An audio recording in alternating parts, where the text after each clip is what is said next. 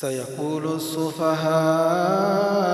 من الناس ما ولاهم عن قبلتهم التي كانوا عليها قل لله المشرق والمغرب يهدي من يشاء إلى صراط مستقيم وكذلك جعلناكم أمة وسطا لتكونوا شهداء على الناس ويكون الرسول عليكم شهيدا وما جعلنا القبلة التي كنت عليها إلا لنعلم من يتبع الرسول ممن ينقلب على عقبيه وإن كانت لكبيرة إلا على الذين هدى الله وما كان الله ليضيع إيمانكم إن الله بالناس لرءوف رحيم قد نرى تقلب وجهك في السماء فلنولينك قبلة ترضاها فول وجهك شطر المسجد الحرام وحيث ما كنتم فولوا وجوهكم شطره وإن الذين أوتوا الكتاب ليعلمون أنه الحق من ربهم وما الله بغافل عما يعملون ولئن أتيت الذين أوتوا الكتاب بكل آية ما تبعوا قبلتك وما أنت بتابع قبلتهم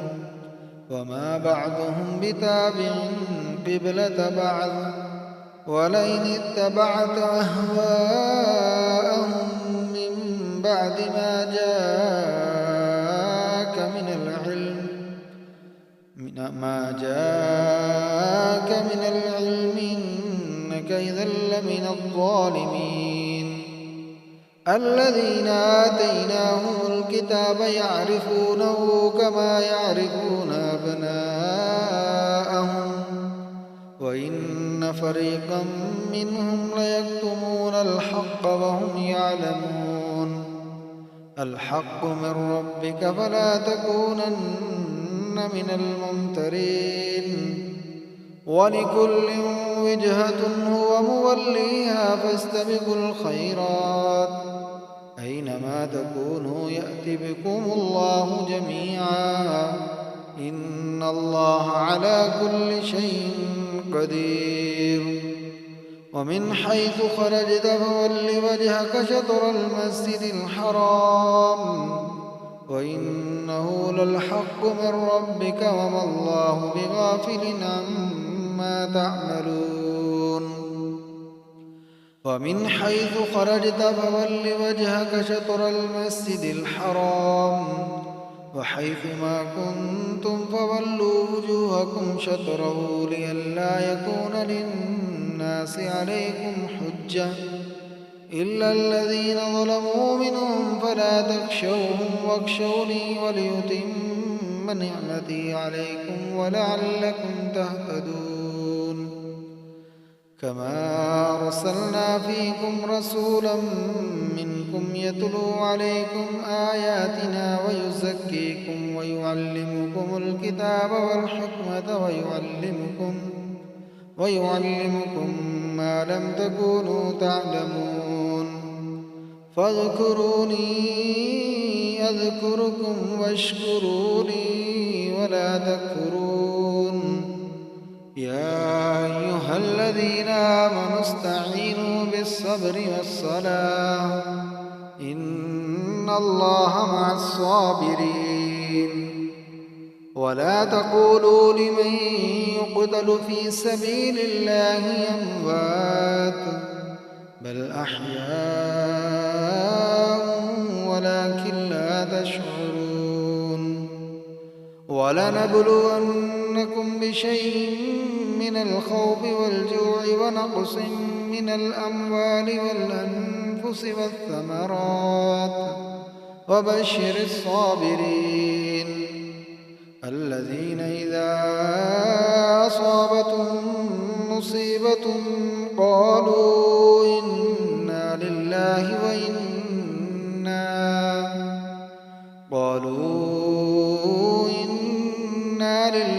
وإنا إليه راجعون.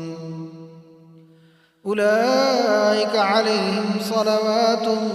من ربهم ورحمة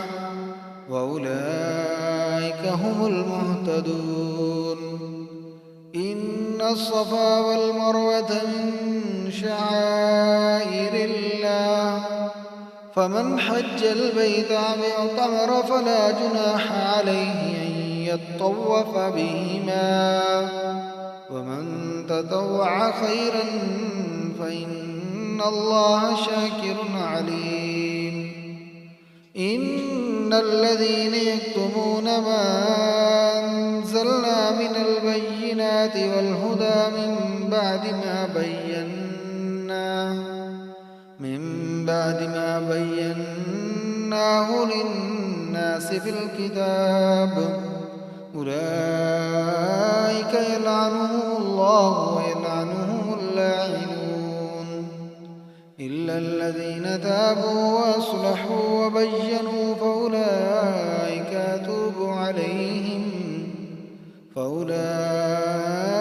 أتوب عليهم وأنا التواب الرحيم. إن الذين كفروا وماتوا وهم كفار أولئك عليهم لعنة الله والملائكة والناس أجمعين خالدين فيها لا يخفف عنهم العذاب ولا هم ينظرون. وإلهكم إله واحد لا إله إلا هو الرحمن الرحيم. إن في خلق السماوات والأرض واختلاف الليل والنهار والفلك التي تجري في البحر بما ينفع الناس وما أنزل الله من السماء من ماء فأحيا به الأرض بعد موتها وبث فيها من كل دابة وتصريف الرياح والسحاب المسخر بين السماء والأرض لآيات لقوم يعقلون. ومن الناس من يتخذ من دون الله أندادا يحبونهم كحب الله والذين آمنوا أشد حبا لله. ولو يرى الذين ظلموا إذ يرون العذاب أن القوة لله جميعا وأن الله شديد العذاب إذ تبرأ الذين اتبعوا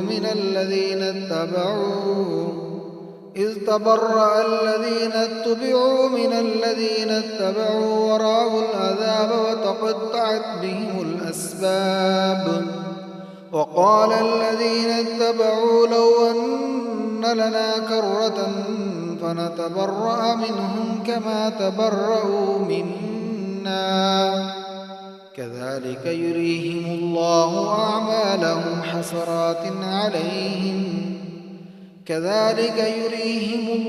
أعمالهم حسرات عليهم وما هم بخارجين من النار.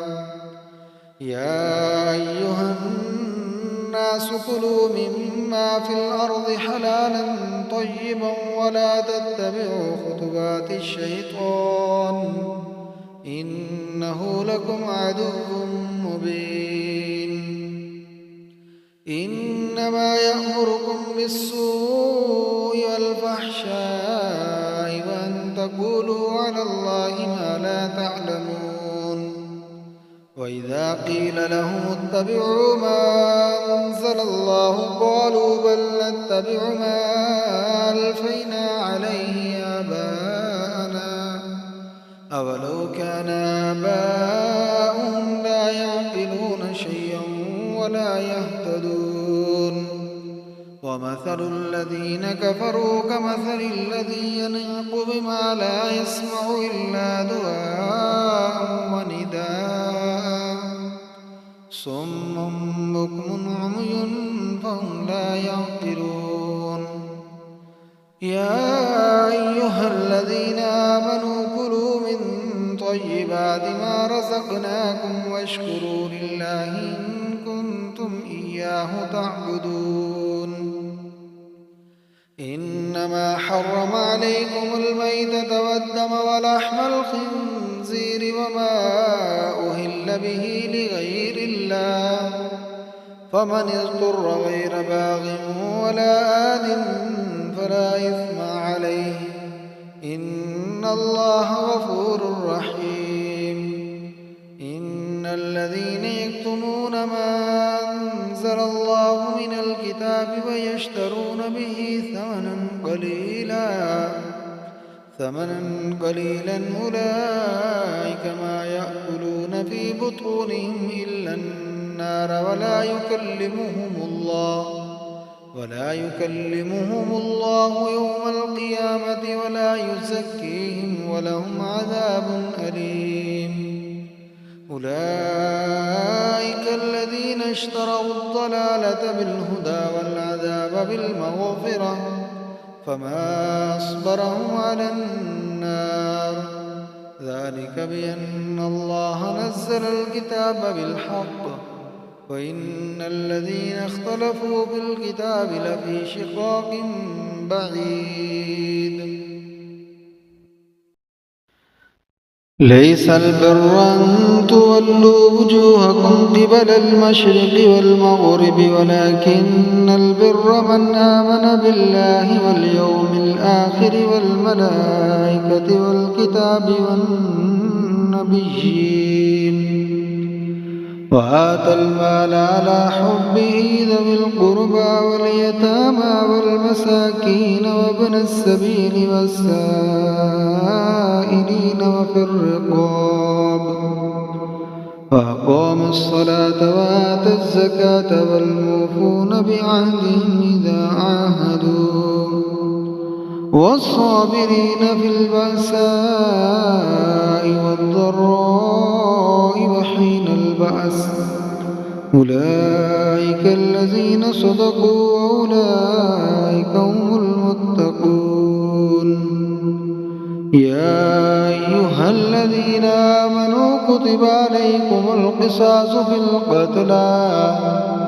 الحر بالحر والعبد بالعبد والأنثى بالأنثى فمن عفي له من أخيه شيء فاتباع بالمعروف وأداء إليه بإحسان ذلك تخفيف من ربكم ورحمة فمن اعتدى بعد ذلك فله عذاب أليم ولكم في القصاص حياة يا أولي الألباب لعلكم تتقون كتب عليكم إذا حضر أحدكم الموت إن ترك خيرا الوصية للوالدين والأقربين بالمعروف حقا على المتقين فمن بدله بعدما سمعه فإنما إثمه على الذين يبدلونه إن الله سميع عليم فمن خاف من موص جنفا أو إثما فأصلح بينهم فلا إثم عليه إن الله غفور رحيم يا أيها الذين آمنوا كتب عليكم الصيام كما كتب على الذين من قبلكم لعلكم تتقون أياما معدودات فمن كان منكم مريضا أو على سفر فعدة من أيام أخر وعلى الذين يطيقونه فدية طعام مسكين فمن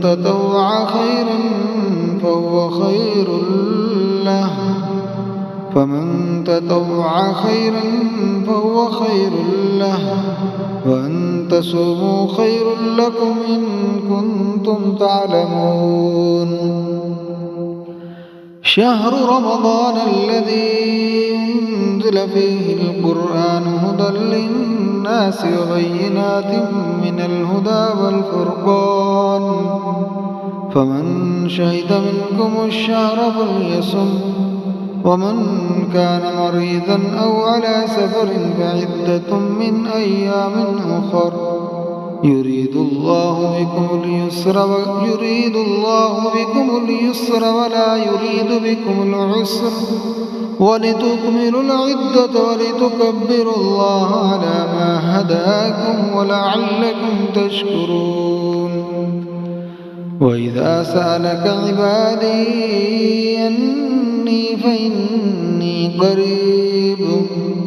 أجيب دعوة الداعي إذا دعاني فليستجيبوا لي وليؤمنوا بي لعلهم يرشدون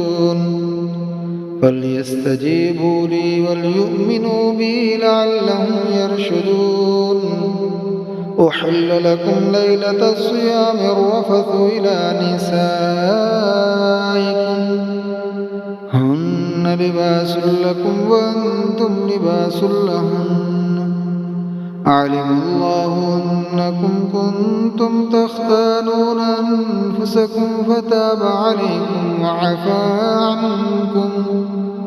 فالآن باشروهن وابتغوا ما كتب الله لكم وكلوا واشربوا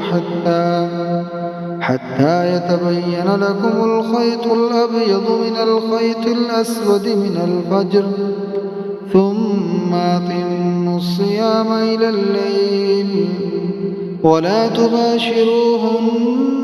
وأنتم عاكفون في المساجد تلك حدود الله فلا تقربوها كذلك يبين الله آياته للناس لعلهم يتقون ولا تأكلوا أموالكم بينكم بالباطل وتدلوا بها إلى الحكام لتأكلوا فريقا من أموال الناس بالإثم وأنتم تعلمون يسألونك عن الأهلة قل هي مواقيت للناس والحج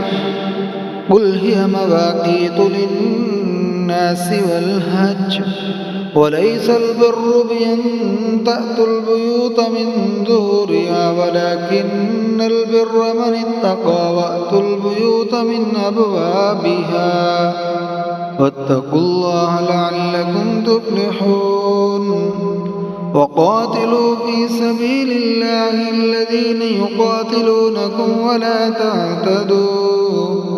إن الله لا يحب المعتدين واقتلوهم حيث ثقفتموهم وأخرجوهم من حيث أخرجوكم والفتنة أشد من القتل ولا تقاتلوهم عند المسجد الحرام حتى يقاتلوكم فيه فإن قاتلوكم فاقتلوهم كذلك جزاء الكافرين فإن انتهوا فإن الله غفور رحيم وقاتلوهم حتى لا تكون فتنة ويكون الدين لله فإن انتهوا فلا عدوان إلا على الظالمين الشهر الحرام بالشهر الحرام والحرمات قصاص فمن اعتدى عليكم فاعتدوا عليه بمثل ما اعتدى عليكم واتقوا الله واعلموا أن الله مع المتقين وأنفقوا في سبيل الله ولا تلقوا بأيديكم إلى التهلكة وأحسنوا إن الله يحب المحسنين وأتموا الحج والعمرة لله وإن أحصرتم فما استيسر من الهدي ولا تحلقوا رؤوسكم حتى يبلغ الهدي محله فمن كان منكم مريضا أو به أذى من رأسه ففدية من صيام أو صدقة أو نسك فإذا أمنتم فمن تمتع بالعمرة إلى الحج فما استيسر من الهدي فمن لم يجد فصيام 3 أيام في الحج و7 إذا رجعتم تلك 10 كاملة ذلك لمن لم يكن أهله حاضر المسجد الحرام واتقوا الله واعلموا أن الله شديد العقاب الحج أشهر معلومات فمن فرض فيهن الحج فلا رفث ولا فسوق ولا جدال في الحج وما تفعلوا من خير يعلمه الله وتزودوا فإن خير الزاد التقوى واتقون يا أولي الألباب ليس عليكم جناح أن تبتغوا فضلا من ربكم فإذا أفضتم من عرفات فاذكروا الله عند المشعر الحرام واذكروه كما هداكم وإن كنتم من قبله لمن الضالين ثم أفيضوا من حيث أفاض الناس واستغفروا الله إن الله غفور رحيم فإذا قضيتم مناسككم فاذكروا الله كذكركم آباءكم أو أشد ذكرا فمن الناس من يقول ربنا آتنا في الدنيا وما له في الآخرة من خلاق ومنهم من يقول ربنا آتنا في الدنيا حسنة وفي الآخرة حسنة وقنا عذاب النار أولئك لهم نصيب مما كسبوا والله سريع الحساب واذكروا الله في أيام معدودات فمن تعجل ففي يومين فلا إثم عليه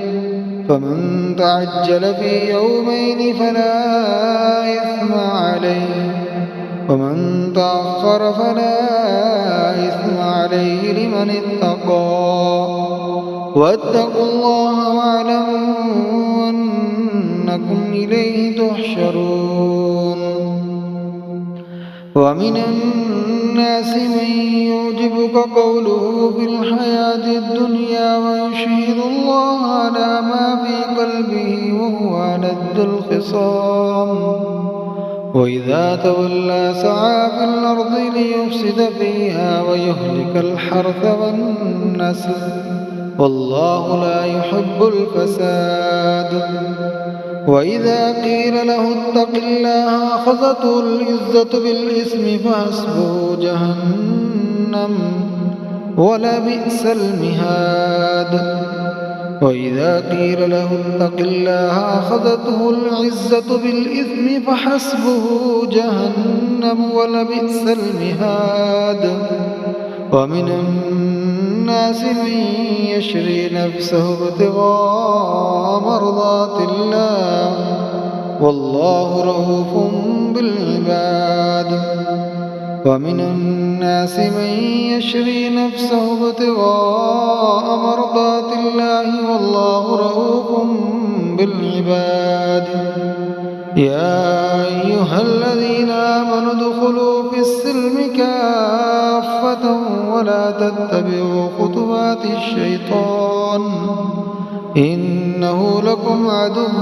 مبين فإن زللتم من بعد ما جاءتكم البينات فاعلموا أن الله عزيز حكيم هل ينظرون إلا أن يأتيهم الله في ظلل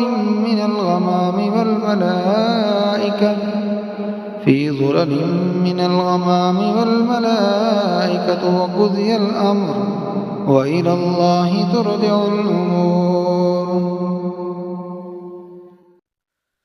سل بني إسرائيل كم آتيناهم من آية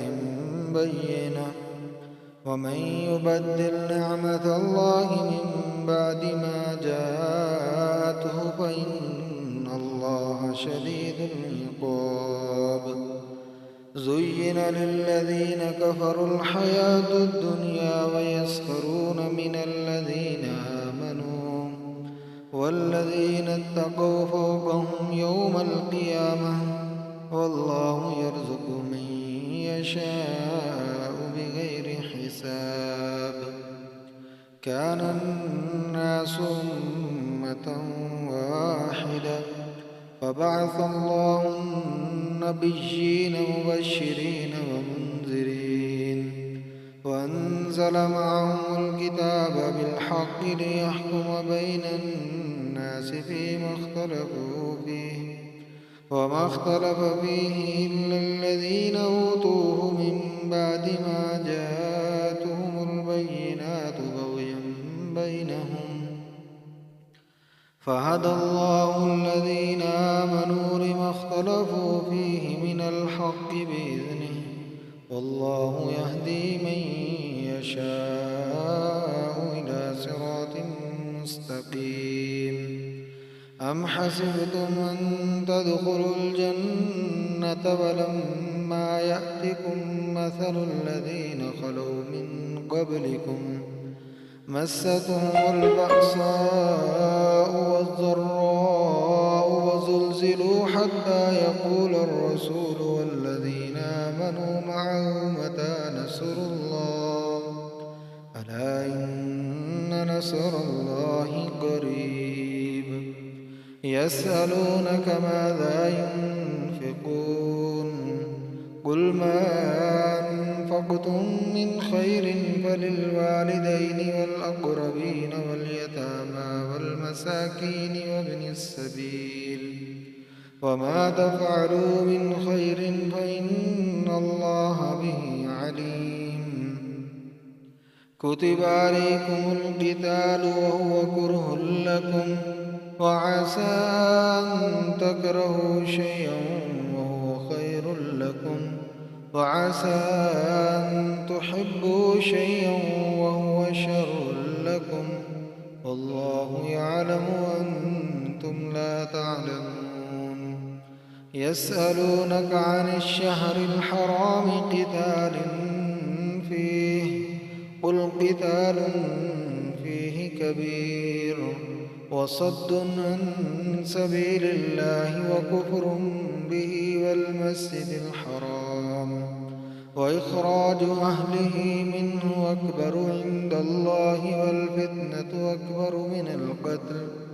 ولا يزالون يقاتلونكم حتى يردوكم عن دينكم إن استطاعوا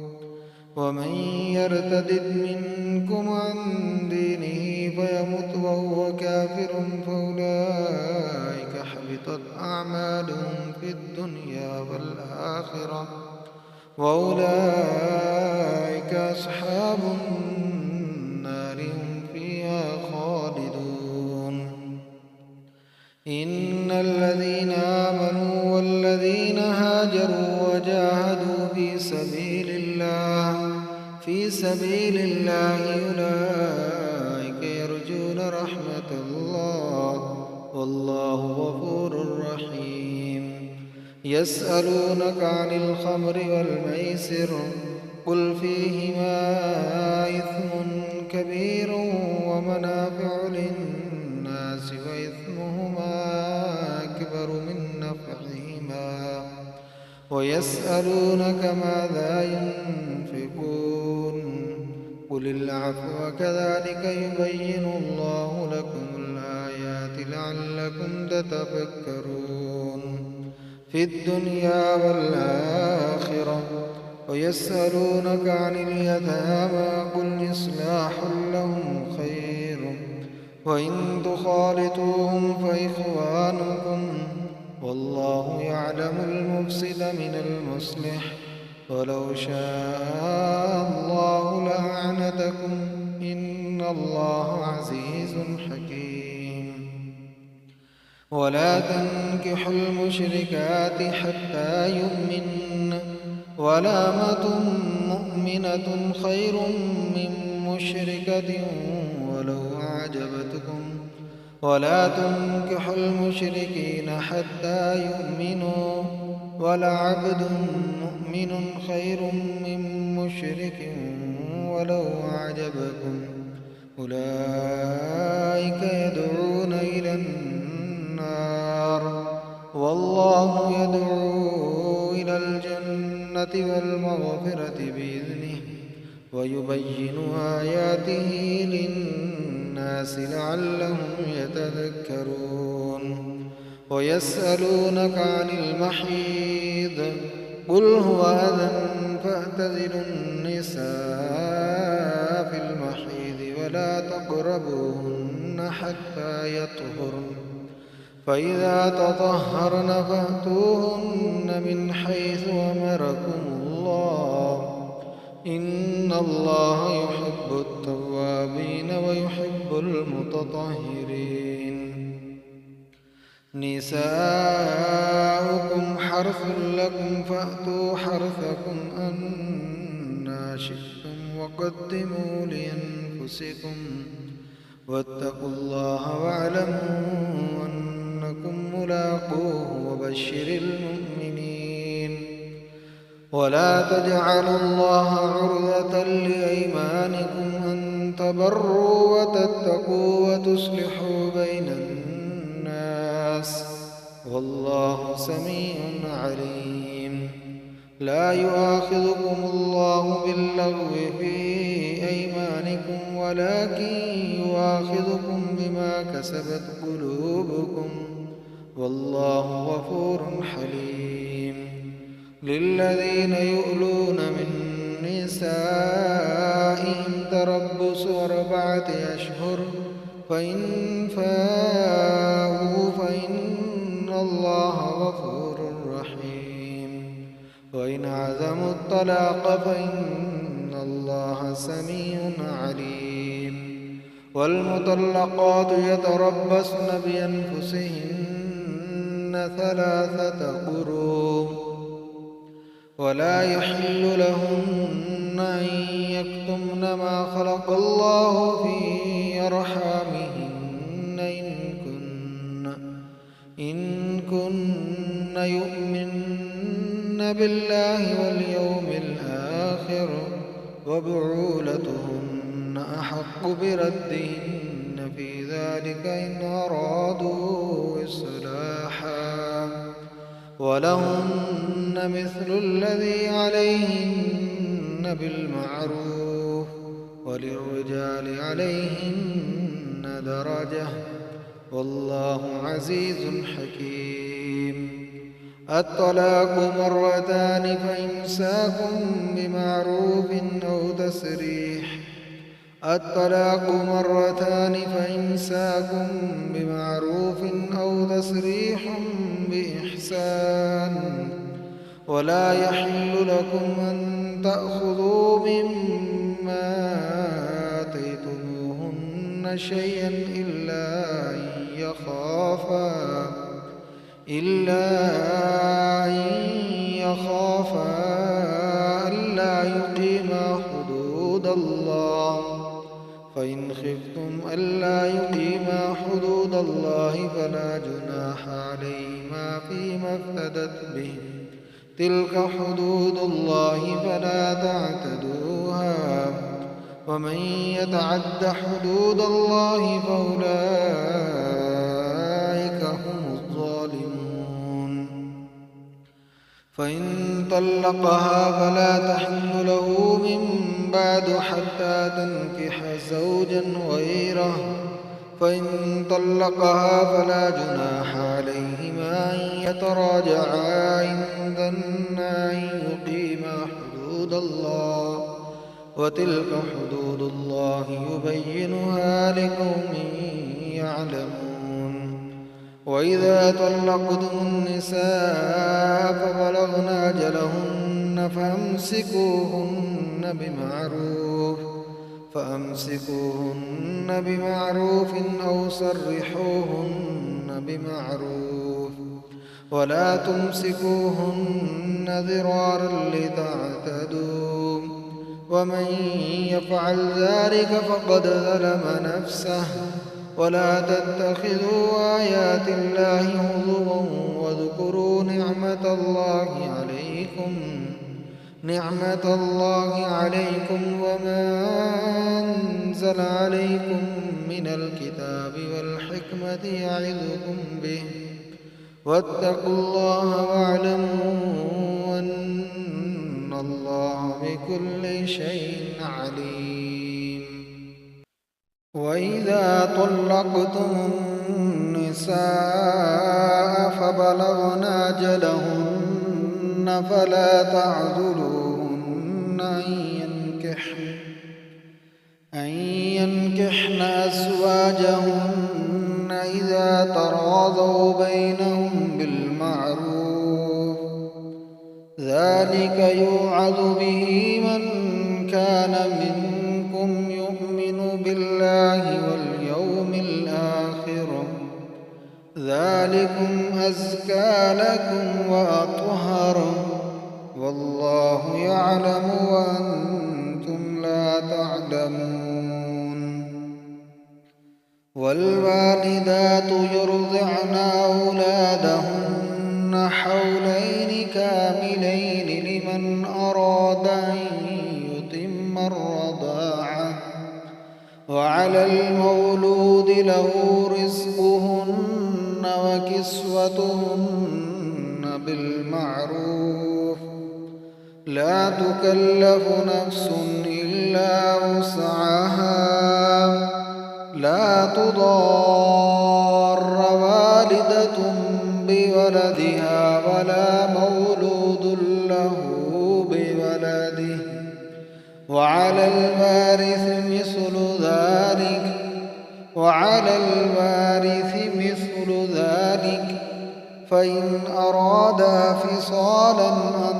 تراض منهما وتشاور فلا جناح عليهما. وإن أردتم أن تسترضعوا أولادكم فلا جناح عليكم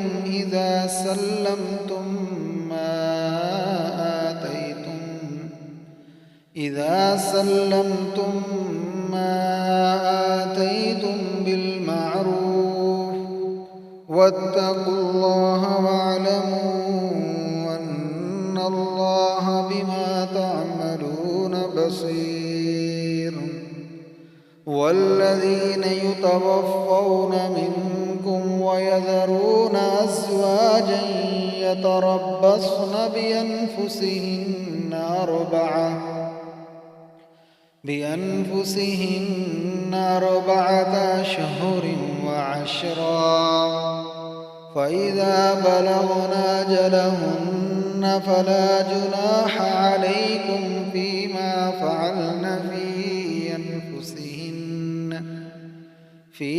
فعلن في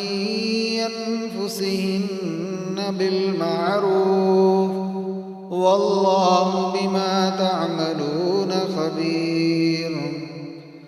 ولا جناح عليكم فيما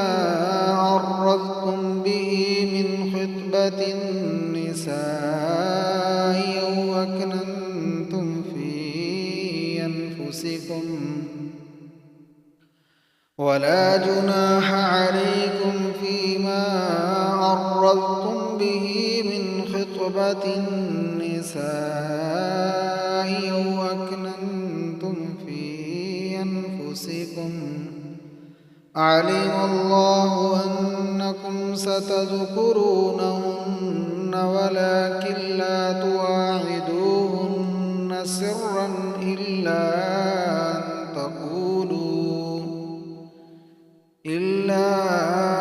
أن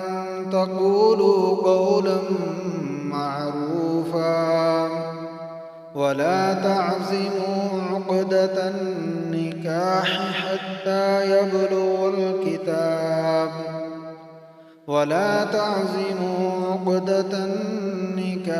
حتى يبلغ الكتاب أجله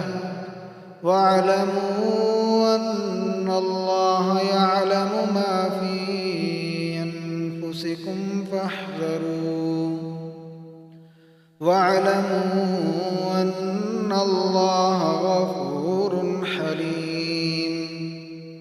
لا جناح عليكم إن طلقتم النساء ما لم تمسوهن أو تفرضوا لهن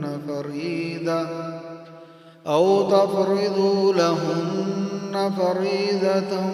ومتعوهن على الموسع قدره وعلى المقتر قدره متاعا بالمعروف حقا على المحسنين وإن طلقتموهن من قبل أن تمسوهن وقد فرضتم لهن فريضة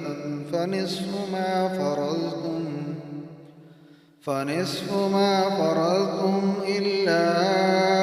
أن يعفون أو يعفو الذي بيده عقدة النكاح وأن تعفوا أقرب للتقوى ولا تنسوا الفضل بينكم إن الله بما تعملون بصير حافظوا على الصلوات والصلاة الوسطى وقوموا لله قانتين فإن خفتم فرجالا أو ركبانا فإذا أمنتم فاذكروا الله كما علمكم ما لم تكونوا تعلمون والذين يتوفون منكم ويذرون أزواجا وصية لأزواجهم متاعا حلى الحول غير إخراج فإن خرجن فلا جناح عليكم فيما فعلن في أنفسهن من معروف والله عزيز حكيم وللمطلقات متاع بالمعروف حقا على المتقين كذلك يبين الله لكم آياته لعلكم تعقلون ألم تر إلى الذين خرجوا من ديارهم وهم ألوف حذر الموت فقال لهم الله موتوا ثم أحياهم إن الله لذو فضل على الناس ولكن أكثر الناس لا يشكرون وقاتلوا في سبيل الله واعلموا أن الله سميع عليم من ذا الذي يقرض الله قرضا حسنا فيضاعفه له أضعافا كثيرة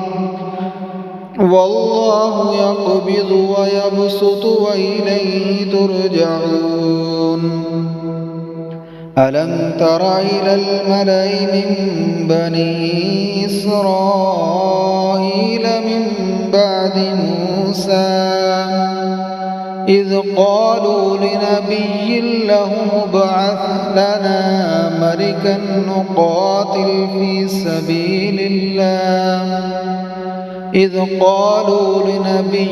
له ابعث لنا ملكا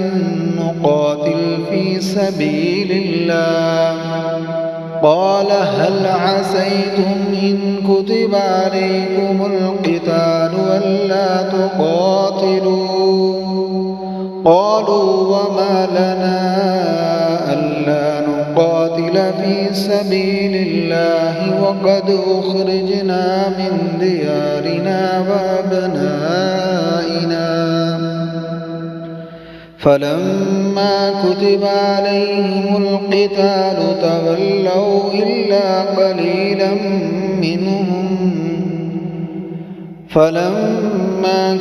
عليهم القتال تولوا إلا قليلا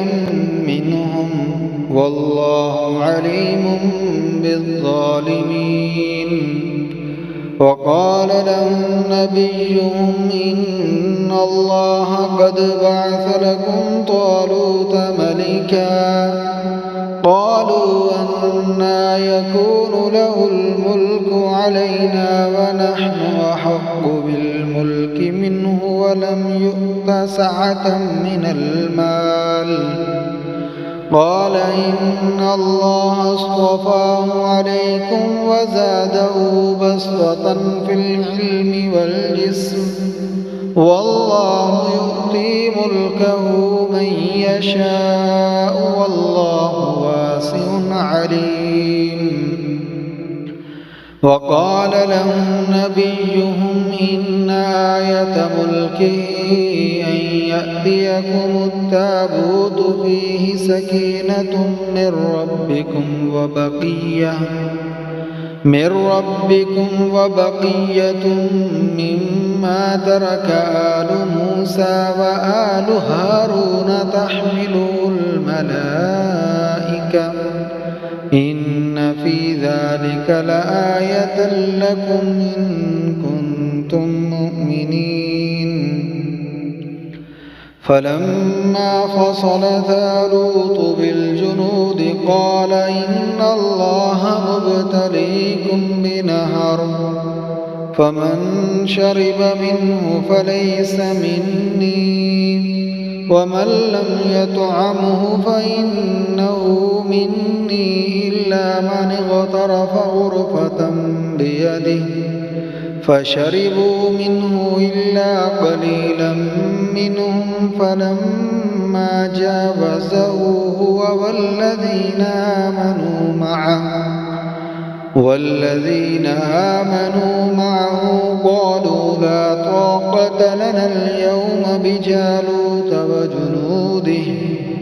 قال الذين يظنون أنهم ملاقو الله كم من فئة قليلة غلبت فئة كثيرة بإذن الله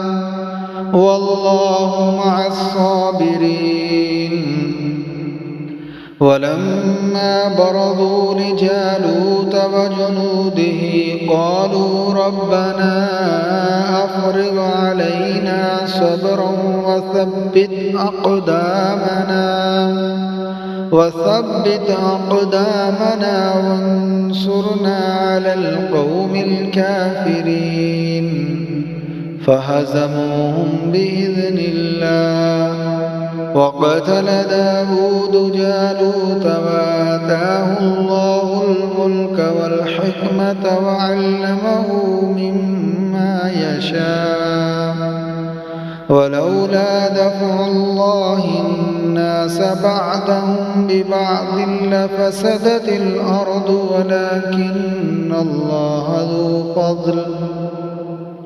ولكن الله ذو فضل على العالمين تلك آيات الله عليك بالحق وإنك لمن المرسلين